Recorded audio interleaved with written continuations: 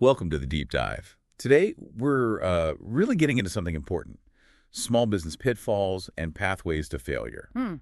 You know, it's amazing, isn't it? The sheer passion, the effort small business owners pour in. It really is. They risk so much. Savings, time, everything. Exactly.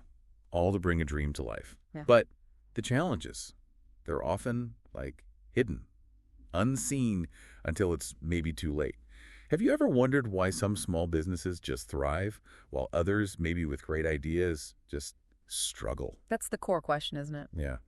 And our deep dive today, it's based on quite a bit of research, looking into the common reasons businesses, stumble.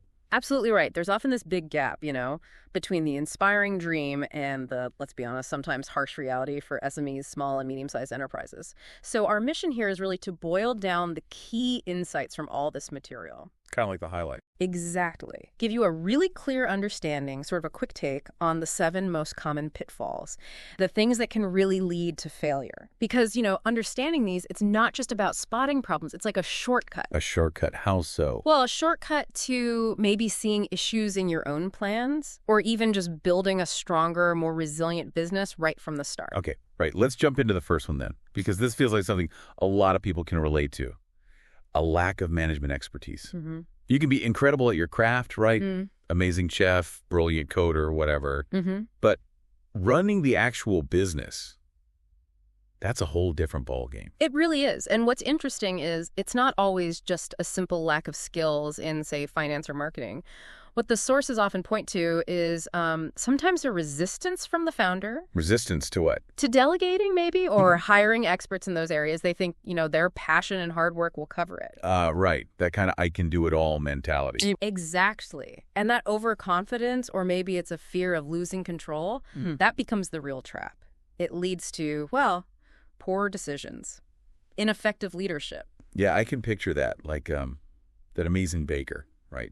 The bread is fantastic. People line up for it. Right. But behind the scenes, no real inventory control. Maybe they're always running out of flour. Stuff is getting wasted. And that eats into profits. Exactly. The passion is there, 100%. Yeah. But the actual business management side, it's lagging. And that slowly puts the whole thing at risk. Precisely. Passion's vital, but it's not a substitute for, a solid business approach. And that lack of management insight often leads straight into our next point, which hits at the absolute lifeblood of any business. Okay, cash. Because here's where it gets really counterintuitive, I think. Even a business that's making profit on paper can fail if it runs out of this one thing. Yeah. We're talking inadequate cash flow or financial control. Yeah, and the sources really hammer this home. SMEs very frequently face these critical cash flow crunches. Basically just not enough money on hand for the day-to-day stuff. It's not just about messy books then. No, it's often deeper. It's about not having real-time visibility, what's coming in versus what needs to go out right now. So they end up constantly reacting, scrambling, or another big one is overinvesting in stock. How does that hurt cash flow? Well, your capital gets tied up in products, sitting on a shelf, not moving fast enough. It's essentially dead money that you can't use to pay this month's rent or salary. And the consequence there is just brutal. If you can't make payroll today or pay your supplier. And doesn't matter how good your long-term prospects look. Right. You might be forced to close, period. It's that short-term killer. Okay, so let's say you've got a great product and you're managing your cash flow okay. But there's another piece. What if people just can't find you? Location. Exactly. That brings us to pitfall number 3. Poor location. And this is especially critical for, retail businesses, service businesses, anywhere customers need to physically get to you. The sources really emphasize this. A bad location isn't just about low foot traffic, though that's huge. What else? It could mean poor visibility, like tucked away where no one sees you. Or, ironically, sometimes the rent is sky high because you tried to get a good spot but maybe overestimated the benefit. So either way, it's hitting the bottom line. Absolutely. It just chips away at your profitability relentlessly. We've all seen this, right? A really cool little boutique, maybe great stuff, but it's stuck down some quiet side street. Mm-hmm. They struggle to get enough people through the door just to cover costs, let alone thrive. Yeah, or they end up spending a fortune on advertising just to make people aware they even exist, which makes each sale much less profitable. Okay. Now let's shift gears slightly. Let's talk about the most important people, the customers. This one feels like it should be obvious, but it's amazing how often businesses seem to get it wrong. Failure to meet customer needs. You'd think so, wouldn't you? But a key thing that comes out is how vital it is for SMEs to be super responsive, like constantly adapting to what customers actually want. So not just assuming you know best. Exactly. The sources show if you don't really understand your target market, if you ignore feedback, or worse, just keep doing things the old way because it worked before. Yeah, that's how we've always done it. Right, that attitude, it inevitably leads to customers drifting away. Slowly, maybe, but steadily. I remember reading about, wasn't it a video rental store? Like a classic example. Oh, perfect example. Failed to adapt when streaming services took off. They just became irrelevant quickly because customer needs changed dramatically. Okay, so you need good management, cash flow, location, and you need to keep customers happy. But it's still not just about you, is it? No, definitely not. There's everyone else out there. Yeah. Which brings us to increased competition. Yeah, and this is a tough one for SMEs. They're often up against much larger businesses. The big guys. Right, and those big players have serious advantages. More money, more resources. They can often afford lower prices because of scale. Their brands are well known. It's hard to compete with that recognition. It really is. So if a smaller business doesn't have a really clear competitive edge, something unique they offer. A unique selling proposition, yeah. Exactly. Or just a really strong niche. Without that, it's just an uphill battle. You risk losing market share and, well, potentially having to close. It's that David versus Goliath thing you see all the time, like the independent bookstore trying to survive against Amazon. Precisely. Or the local coffee shop when a big chain opens right across the street, offering apps, loyalty points, the whole package. It takes something really special to hold your ground there. It does. A deep community loyalty, maybe, or a truly unique experience. Okay, so all these pieces, management, money, location, customers, competition.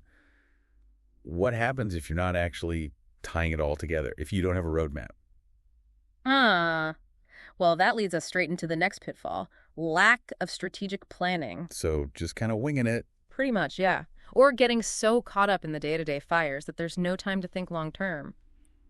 The crucial question that raises is, without a clear plan, without goals, without thinking about risks, how do you possibly navigate market changes or economic shifts? You can't react effectively if you haven't planned, Yeah, right? exactly. And the sources show that many SMEs, sadly, just get stuck in that reactive mode. Yeah. They never really define where they're trying to go. Give me an example. Like, Okay, think about a business that doesn't plan for rising costs.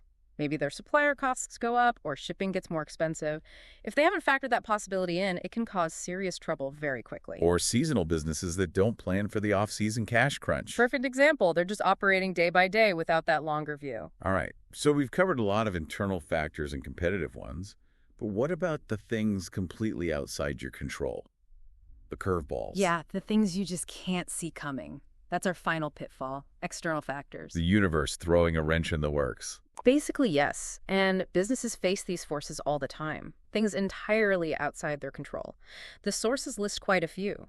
Sudden economic downturns, recessions. Like 2008. Exactly. Or natural disasters, floods, fires, changes in government regulations that suddenly impact your industry, or, global pandemics. Right.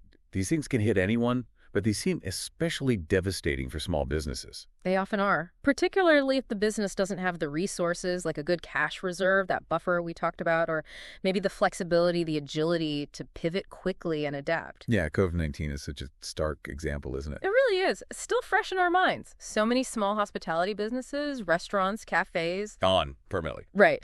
Forced to shut down because of the long closures. Revenue just dried up. And it wasn't necessarily bad management before the crisis hit. It was Right. just an external shock they couldn't weather. Wow. Okay. So as we wrap this up, it's really clear, isn't it? Yeah. Running a small business is, well, it's incredibly complex. It's dynamic. It really is a constant balancing act. Between all those internal things, management, cash, customers, and then these external pressures, competition, the economy.